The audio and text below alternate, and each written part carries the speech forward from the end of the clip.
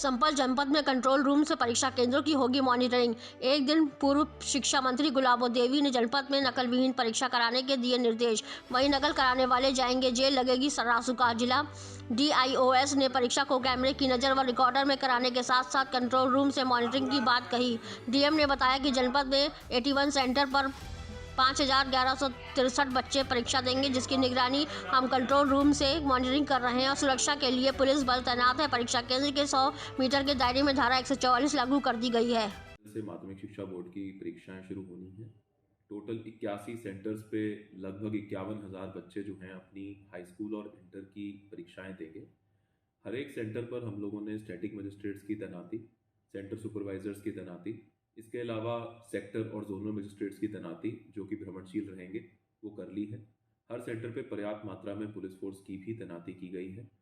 प्रत्येक सेंटर पर किसी भी प्रकार से कोई भी अवैध गतिविधि ना हो, उसके लिए हर सेंटर पर CCTV कैमरास जो कि प्रत्येक परीक्षा कक्ष में और साथ ही साथ स्ट्रांग रूम में जो हर सेंटर पर बनाया गया है, जहां पर सभी परीक्षा के जो प्रश्न पत्र हैं उनको रखा गया है, उसकी भी मॉनिटरिंग CCTV से हो रही है।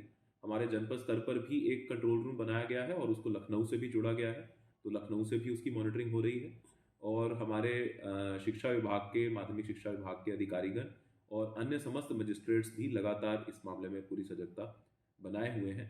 इसी प्रकार से हम लोगों ने सभी सेक्टर मजिस्ट्रेट और सेंटर सुपरवाइजर्स की एक बृहद ट्रेनिंग भी ली थी। उसमें उनको दिशा निर्देश दिए थे कैसे उनको अपनी ड्यूटीज निभानी है, क्या करना है, क्या नहीं करना है।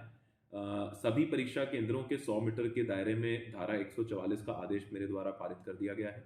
वहां पर किसी भी प्रकार का कोई भी फोटोकॉपी, प्रिंटर या ऐसी कोई भी गतिविधि नहीं होगी जिससे कि परीक्षा पर सवाल चिन्ह खड़ा हो।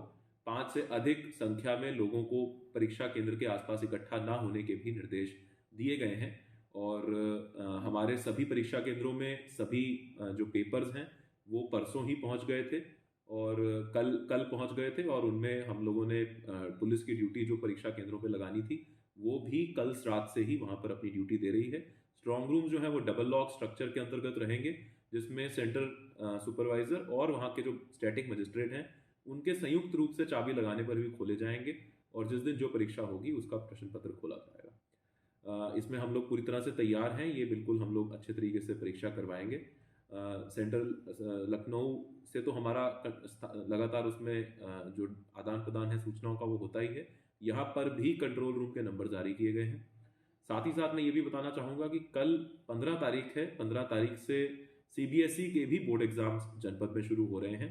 उसके संबंध में भी जो आवश्यक लॉ एंड ऑर्डर की व्यवस्था है और जो परीक्षा केंद्र हैं उनके आसपास भी धारा 144 लगा दिया गया है।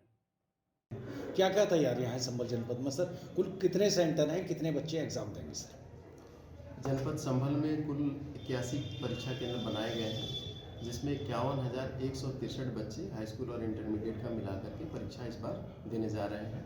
इस पूरे ज़िले को 16 सेक्टरों में बांट करके परीक्षा को नकल विहीन और शुचितापूर्ण कराने की व्यवस्था की गई है। पूरी फोर्स और सेक्टर मजिस्ट्रेट की तैनाती की गई है। हर केंद्र पर एक केंद्र व्यवस्थापक, एक बाह्य केंद्र व्यवस्थापक और एक स्टैटिक मजिस्ट्रेट की तैनाती की गई है। पूरे ज़िले को जनपद में एक कंट्रोल रूम बना करके हर एक परीक्षा कक्ष को हम लोग यहाँ से लाइव देख रहे हैं। 24 घंटे कंट्रोल रूम यहाँ पर सजग है और उसमें ड्यूटी लगी हुई है। सब लोग LED TV के माध्यम से हर एक कक्ष को हम लोग लगातार देख रहे हैं।